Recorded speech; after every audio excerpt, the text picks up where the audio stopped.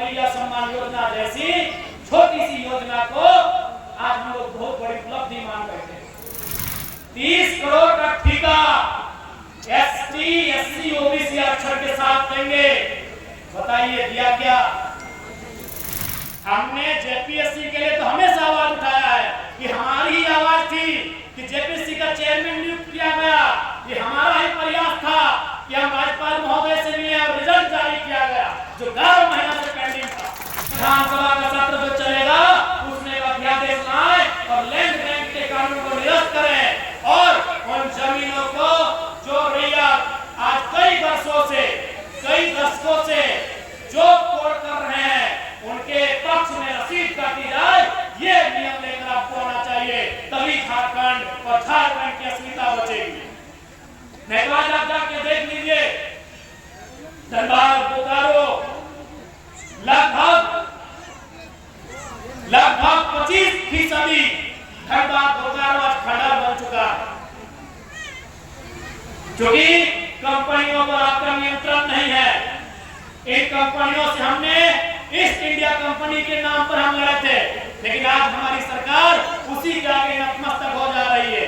आज कई डैम का मामला है, यह ईचाखर कई डैम का मामला है। आज उस डैम के विरोध में लाखों लोग खड़े हैं, लेकिन सरकार उनके विरोध को दरकिनार करते हुए अपने फायदे के लिए अपने पूंजी के लिए उस डैम को काम को आगे बढ़ाने का काम कर रही है।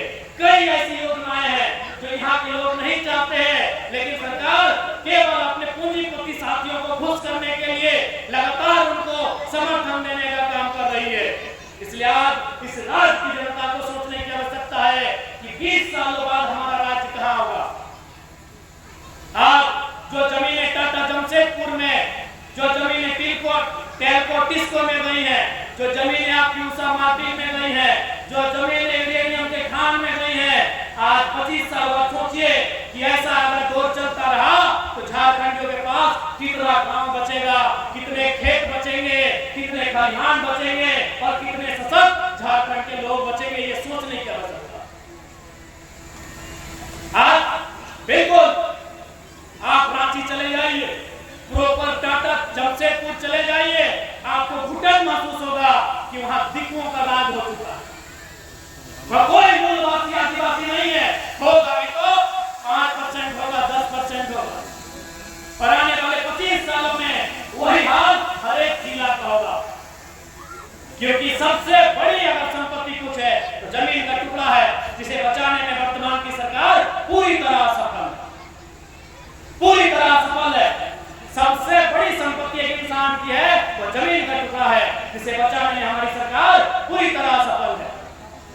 आप रोजगार की बात करें, नौकरियों की बात करें, उसमें भी सरकारें पूरी तरह विफल है। ऐसा नहीं है कि हमारे राज्य में नियुक्तियों की कमी है। आज आउटसोर्सिंग के माध्यम से या टेंडर के माध्यम से इस राज्य में हजारों लाखों नियुक्तियां की जाती हैं, लेकिन वहां झारखंड के लोगों को दरकिनार किया जाता है। इसलिए आप झारखंड के लोगों को अपने अधिकारों के प्रति जागरूक होने की आवश्यकता है। और मैं सिंहभूम जिला के तमाम जेएमके पार्टी के सिपाहियों से कहना चाहूंगा कि चुनाव होने में 2029 अभी काफी समय है। अभी हमें जनता के मुद्दों के साथ खड़े रहना है। जनता के जो मुद्दे हैं, जनता की जो समस्याएं हैं, उनके लिए हमें संघर्ष करने की आवश्यकता है। और आप माता बहन आप लोग भी जान लें, आज ये सरकार जान चुकी है कि यहाँ के लोगों की मानसिकता क्या है। इसीलिए आज 2500 रुपए को वो पूरी दुनिया में जाके महिमा मंडल कर रहे हैं। जैसे हमें 2500 नहीं 2.5 लाख रुपए दे दिया, पूरे जहां जा रहे हैं, क्योंकि वो जान चुके हैं कि झारखंड के लोग इतने गरीब हैं कि उन्हें 2500 तो बहुत, अगला बार अगर 1000 और 1500 रुपए भी देने की बात कहें तो ये हमें वोट कर देंगे। तो ये बनाया किसने इस राजनीति में? ये हालात किसने बनाया? इन सत्ता में बैठे सत्ताधीशों ने ये हालात को बनाया कि आज हम इतने लाचार, इतने बेबस हो गए हैं कि मैया सम्मान योजना जैसी छोटी सी योजना को आज हम लोग बहुत बड़ी उपलब्धि मान बैठे।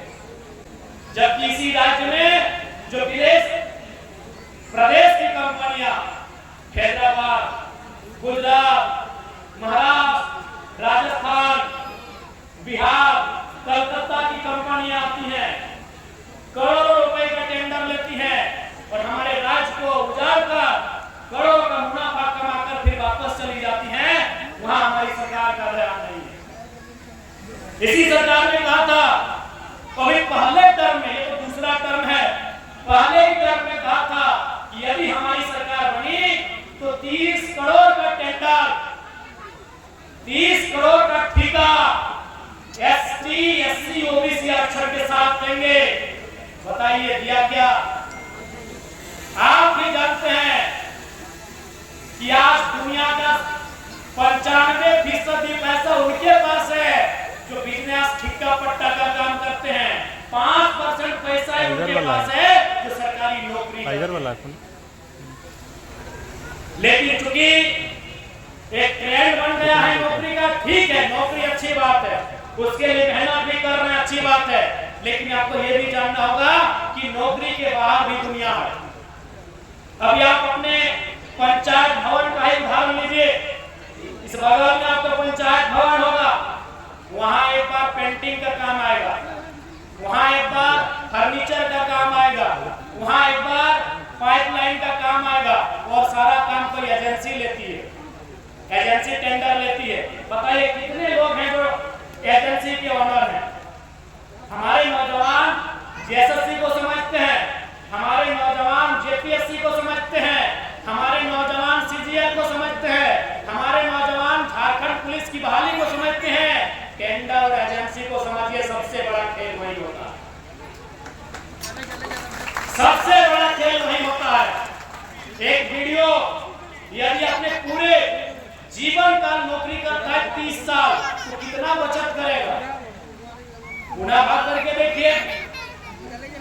अगर उसकी सैलरी 1 लाख रुपया ही मान ले तो साल में 12 लाख, एक साल में 12 लाख। अगर वो 30 साल नौकरी करेगा तो 12 को 30 से गुना कर दीजिए, 12 × 36 कितना हो गया? 3.6 करोड़। इतना ही बाकी ज्यादा हो रहा है, उतना ही। यानी एक बढ़िया नौकरी करने वाला शख्स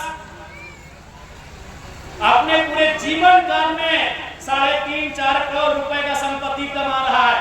लेकिन जो लोग टेंडर ले रहे हैं ना, 4-5 टेंडर में कई करोड़ रुपया कमा के अपना राज अगर मन करता है तो वापस चले जाते हैं और नहीं तो यहीं अपना महल खड़ा कर लेते हैं। इसलिए नौजवानों, जेपीएससी जेएससी अच्छी बात है, उसके लिए बहुत बधाई। और हमने तो हमेशा आवाज उठाया है, हमने जेपीएससी के लिए तो हमेशा आवाज उठाया है कि हमारी ही आवाज थी कि जेपीएससी का चेयरमैन नियुक्त किया गया। ये हमारा ही प्रयास था कि हम राज्यपाल महोदय से मिले और रिजल्ट जारी किया गया जो 11 महीना से पेंडिंग था। तो हम तो जेपीएससी जेएससी सीजीएल के साथ, छात्रों के साथ है। लेकिन आपको ये भी कहेंगे, आप एजेंसी और टेंडर को समझिए, पैसा खेला नहीं है। एक पंचायत भवन से लेकर टेंडर शुरू होता है और वे बड़े बड़े अस्पताल और महाविद्यालय और विश्वविद्यालय तक जाके खत्म होता है। तो गांव की पीसीसी सड़क से शुरू होता है और कोलियरी में जो कोयला के खदान है, जहां एक पीसीसी सड़क 5 लाख से शुरू होती है और कोयला के खदान में टेंडर 5,000 करोड़ तक चला जाता है। वहां भी आपका ध्यान होना चाहिए और ये सरकार का भी ध्यान होना चाहिए, क्योंकि सरकार आंख नहीं खोलना चाहती है। सरकार को भी मालूम है नौकरी से ज्यादा पैसा टेंडर में है, नौकरी से ज्यादा पैसा आउटसोर्सिंग में है, नौकरी से ज्यादा पैसा एजेंसियों में है। इसलिए नौजवानों, जो नौकरी की तैयारी के साथ साथ आप सरकार से टेंडर के भी सवाल कीजिए, आप सरकार से एजेंसियों के भी सवाल कीजिए, आप सरकार से तमाम उन विषय पर सवाल कीजिए जो झारखंड के नौजवानों को एक बेहतर दिशा दे सकती है। लेकिन आज हमारी परिस्थिति क्या है? हमारे गांव में पीसीसी की सड़क बनती है तो ठेकेदार यूपी का, एक 200-250 फीट की सड़क बनानी हो तो ठेकेदार यूपी बिहार का। तो कहे का हुआ राज, कहे का